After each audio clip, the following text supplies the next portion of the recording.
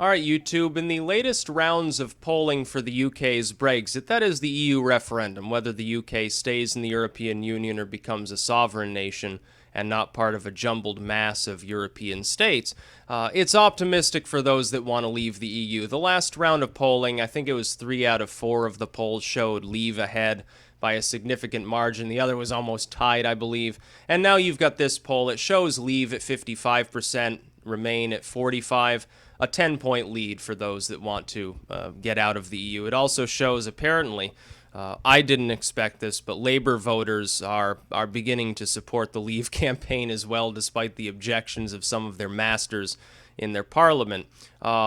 This is very optimistic for the state of Europe and the future of mankind. Because if this is successful, if the UK does leave, it will speed up the dissolution of the EU into Germany and Germany's slave states, which will essentially be those surrounding it roughly, minus Poland. The Polish will not remain, I predict.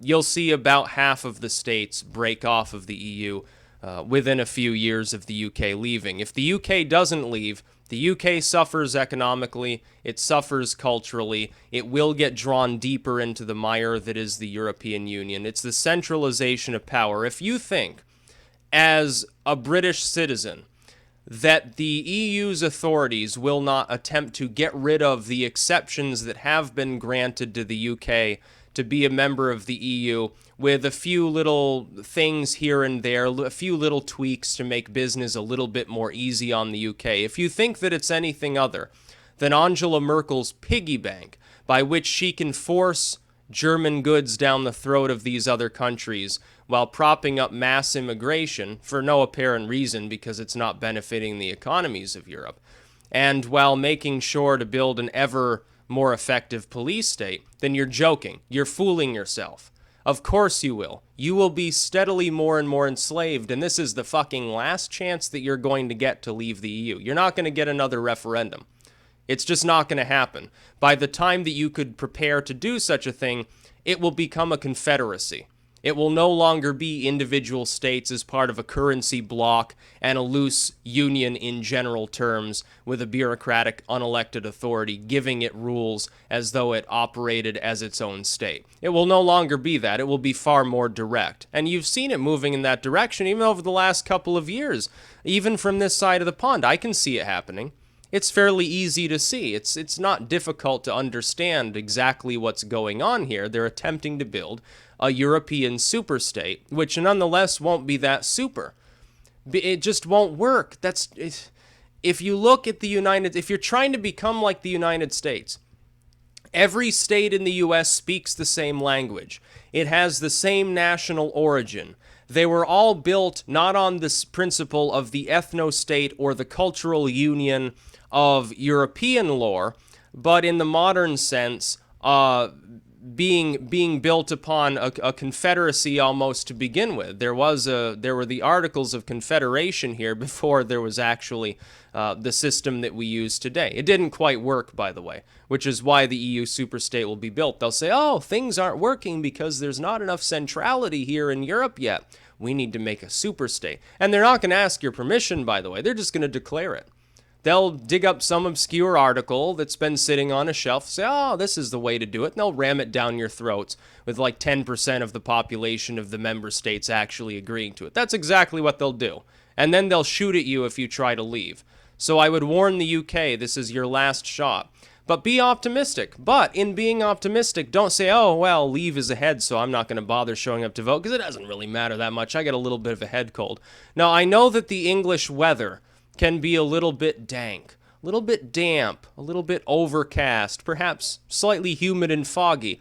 That's okay. You need to go out and vote anyway.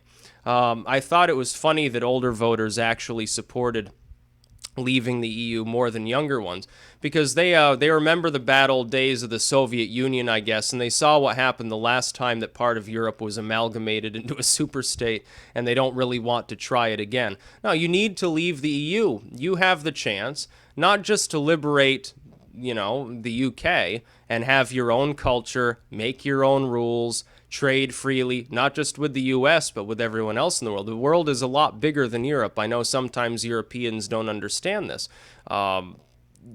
not only to do all of these things, but also to liberate the rest of Europe. Once again, it's very funny. Frame it like this. The Germans are trying to cause the next collapse of Europe just like they did in the last two world wars. And the UK, once more, is in the enviable position of liberating Europe. I trust that you'll make the right decision. I trust that the people of the United Kingdom will vote to leave the EU. Now, there will probably be vote rigging going on. It probably will happen, which is why you need to come out in spectacular numbers. Thankfully, in additional polling, it looks like those that want to leave are far more fervent than those that want to remain. Hopefully, if you support the Remain campaign, you should probably stay home and look after your health. You might have a little bit of a sniffle, maybe a little bit of a headache. Just get a beer and so, or whatever you call an ale, a stout, whatever. Just sit there and watch some BBC or, the British Broadcasting Cuckolds or something like that. And let those that want to leave the EU and actually save their nation go and vote at high numbers. Because otherwise, Cameron will have the vote rigged a little bit here and there. I'm sure he will. Because he's in the enviable position of having the ability to actually oversee what's going on in the UK. And of course it happens. You think you have fair elections any more than we have? There's a little bit of rigging going on here and there, a little bit of gerrymandering and so forth, a little bit of intimidation going on. It's not prevalent, but it's enough to tip the balance, maybe a half a point here, a point there. And it can, we saw what happened in Florida here in the United States, where a fucking state Supreme Court that shouldn't be trusted for anything, because it's Florida of all places, basically decided who our next president would be. Not that the alternative was any better. Look at what Al Gore looks like today and ask yourself if you take him seriously. No, the UK has one chance to remove itself from what is now obviously a failed project. It will continue to fail. It will bring nothing but misery upon its member states. The UK can save itself from that trouble, save its culture, save its economy, begin growing again, become a major competitor to Germany, and in the process, it will legitimize others within the European Union that are still there to hold their own referendums. A lot of them will leave. They'd rather partner with the British, I assure you, than with the Germans. Because look at what the Germans have done to so many of their neighbors. You think anyone wants to work with Merkel unless they've been so severely browbeaten that they think that they're a horrible xenophobe if they don't partner with her and help take the strain off from some of the refugees? You think the Eastern Europeans that did live under foreign rule for so long, for so many decades, you think they want to remain in the EU? They were assured when they first joined that it wasn't going to be like it is now. That it wasn't going to be so top-heavy, and it wasn't going to march steadily towards a superstate, and that they would have representation, that they would have some say over what's going on, that it would bring more wealth, and it hasn't happened. It hasn't happened. These economies in Eastern Europe would have been recovering on their own. Now, Nigel Farage, I think the one thing that I disagree with him on, he often points out some of the states in the EU, they're like post-Soviet, the people don't necessarily respect democracy as much. You can't blame the Eastern Europeans for the problems going on in Eastern Europe, whether they're migrating to the UK or not. They've got their own problems. They'll be your greatest ally, Nigel. They'll be your greatest ally if the UK leaves, because they'll be the first ones to follow you into the fire of leaving. Because they're the ones getting screwed by people like Merkel. Germany's getting all the benefit. Once again, the immortal German, the eternal German, has managed to manufacture a Reich in which only the Germans benefit, in which only Angela Merkel has power. She and Francois Hollande, this time they've got the French on their side. The only ones that the EU's authority listened to at all, and Merkel could be empress if she wanted to be at this point.